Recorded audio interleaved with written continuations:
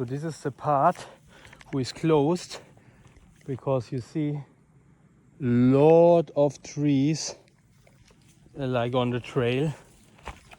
Yep.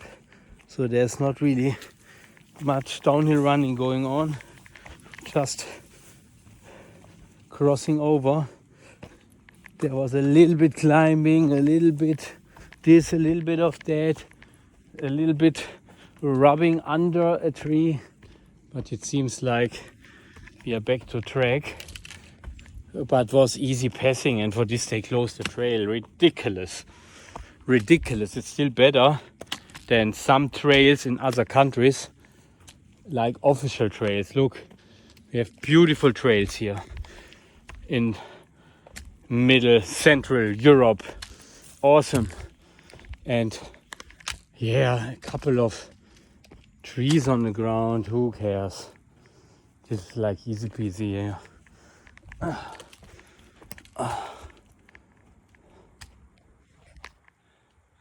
Now the sun comes up. Nice. I'm ready.